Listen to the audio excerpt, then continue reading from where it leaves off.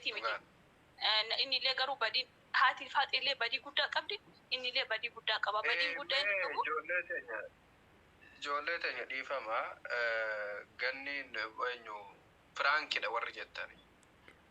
Wanti akka ni haadhaa qoosan keessa hin jirre hin jiru. Ni haa jechuun wanta qulqulluu taa qoosan hangi firii xaafii Firaanki jechuun qoosadha. Afaan Oromootti jijjiirame. Wanti hangi firii xaafii qoosaa jedhamu keessa hin jirre ni haa jechuun qoosaan ta'u.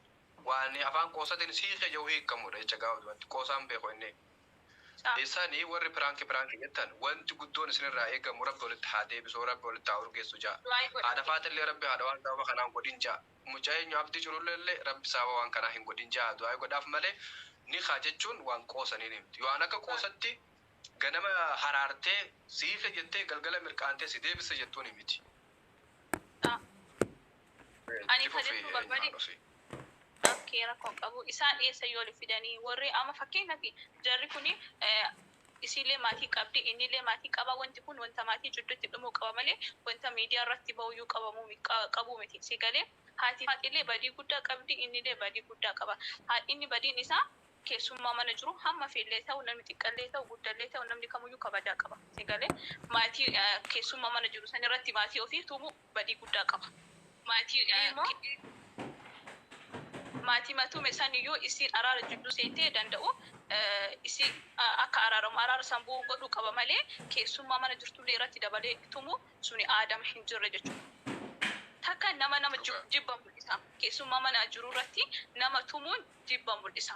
Keessummaa san tuffatuu mul'isa. Digalee namni ani garuu akkan ofii kee yaadutti akka namni biraa yaadu ani hin beeku. Keessummaa mana jiru irratti maatii ofii qeequu maatii ofii tumuun jibba nama sanii mul'isa tokko kana lammaffaamoo isin jaarsaaf jaartiidha haga ollolanitti miidiyaa irratti baasuu hin qabdu turte haati faaxee jechuudha.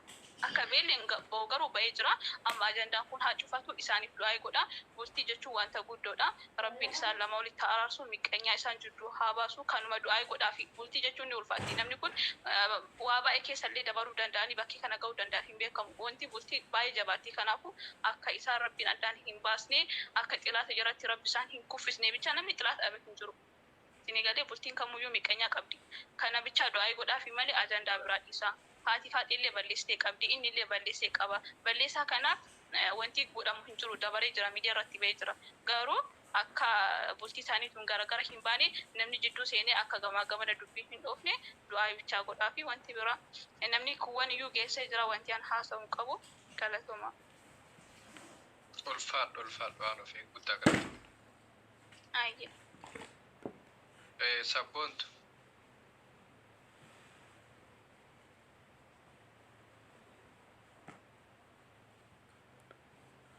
Sabboontu. Hanga ishiin deebitutti ani haasa'u akkam jirtu ijoollee Oromoo? Fayyaadha akkam baga nagaan dhufte. Baga nagaan na eegdan. Ani asirratti wanti hin jedhu nama dhuunfaarraa illee haasa'uu barbaadu garuu uummata sooshaal miidiyaa kanarra jirurraa haasa'uu barbaada. Duraan dursee manni nama tokko jiguudhaaf namni kamuu sababa hin ta'in. Bultii jechuun waan guddaadha. Haati manaa obboleessa kiyya ana isaaf caaltila. Ishee ofitti aansaana biree foon isaa caalaa jechuudha. Obboleessi kan koo kanaaf jennaan bultii namoota lamaa gidduu seenuun barbaachisaa miti. Haa ta'u malee maal jechuun barbaade asirratti osoo sooshaal miidiyaa kana fayyadamuu hin eegalin nuti biyya keenya keessatti rakkoon hin uumamu namni ollaa walitti hin bu'u warri waliin jiraatu walitti hin bu'u akkamitti furama ture. Akkamitti araarri bu'a ture. Gaafin kiyya uummata kanaaf jechuudha. Manguddoo haadhaa ta'u abbaa walitti dhufanii araarsan jechuudha. Dirqama jireenyi dhuunfaa ilma namaa sooshaal miidiyaa irratti ba'uu qaba. Okay. Bae araara jedhamee dubbiin cufame erga dubbiin cufame booda laayivii seenanii inni dhiiraa miti. Dhiirummaa hin qabu hangana hin ga'u. Dhiira taanaan fuudhee miti situ bulchaafi jira. Wantoota mooraalii namaa tuqan wantoota miira keessa nama galchanii wallamirraa fageessan dubbachuu maaliif barbaachise? Ani bar sareen warra soddaatu kabaja qabdeedha warra qe'ee keenya jechuudha.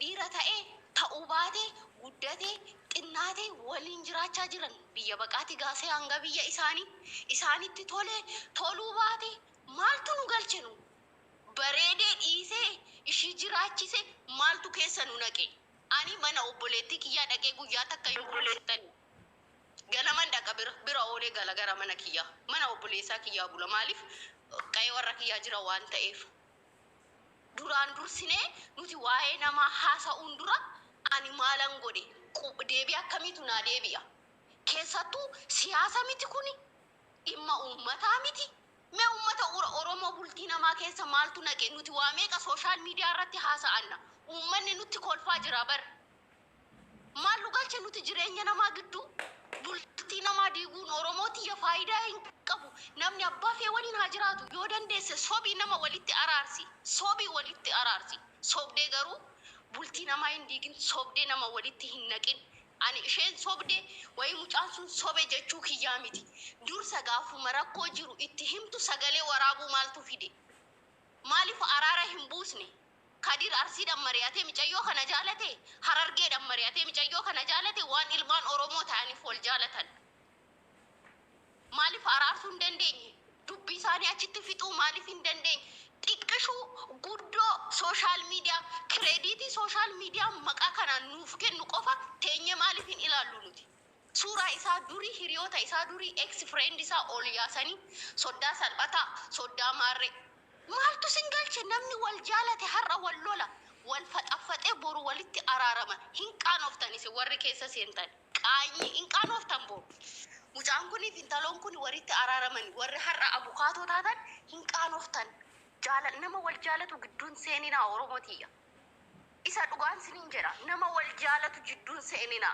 ani obboleettii tiyyaaf abukaatoon ta'u abbaa manaa ishee gidduutti nan galchu dadhabdee abbaa isheetti himattu deemte haadha qabdee haa himattu rakkoo ishee furtu nan laallatu yoon danda'e nan gorsa nan araarsa sanirra oo darbee oo hangafa qabdi deemtee itti himattu abbaa qabdi nu warri sooshaal miidiyaa irra teenyaa asirraa lachuu baranne asirraa iyyuu baranne bultii jechuun waan guddaadha xiqqaa guddaa dandeessee hamaa tolaa dandeessee waliin jiraatti jireenyi har'a obsaaniin ijaaramne boru ijoollee isaaniiti maal ta'a har'a kan kuni barame sooshaal miidiyaan qabatee ta'a bar waa'ee ijoollee kana sababbiin kuni godhamu garuu sababa keenyatiin sababa hiriyaatiin kuni ta'uu hin qabu boru seenaan nu gaafata hunduu keessa warra harka keessa qabdan isin gaafata ijoolleen kun araaramanii qaanoftu baga deeme intala keenya nu agalchu maal isin mari'ateef isinirraa fuudhe ishiin isin mari'attee isa bira dhayxe isa jaalatte mee yaa ijoollee arsii kooti ijoollee biyya kooti mee kadiirnaa jaalattanii jaaladhu isinin jettee hin jenne maaliif wal loltu isin namaan maaliif gidduu kanatti waan hin taane gandummaa uumtu nun ilaallatu yoo dandeenye soobnee hin bareedu walitti araarsu yoo dadhabne callisuunu ilma namaatiif deebidha kana jennaan bultiin immoo akka nuti asirraa haasofnu kanaa miti bultiin namaa gaafa ishiin dhiibdee ishii dhagamtee oromoo ani kana ta'e jettee dhufte bira dhaabbadhaa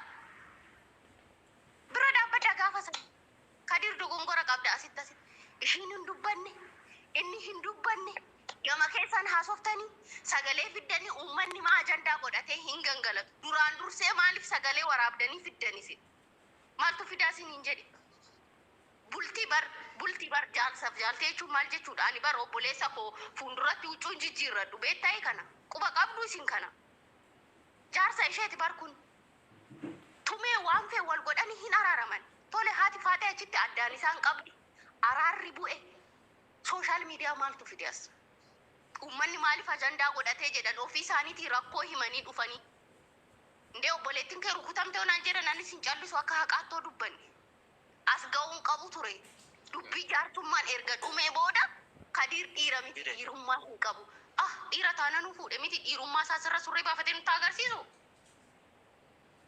kanaaf jennaan waan mooraalii ilma dhiiraa tuqu waan mooraalii intala durbaa takka tuqu hin haasa'inaa isa isin arrabsinaa naaf isin arrabsinaa boru isaan walitti araaramanii isin qaanfattu yoo dandeessan diigamuu bultii ilma namaatiif sababa hin ta'inaa isa dhugaan sinin jedha Oromoo nuti social media irra warri teenyu waanuma arganne nafarsinu jechi ilma namaa ulee caala nama madeessa dhugaan sinin jedha ijoollee indee ulee bari hin damdamatanii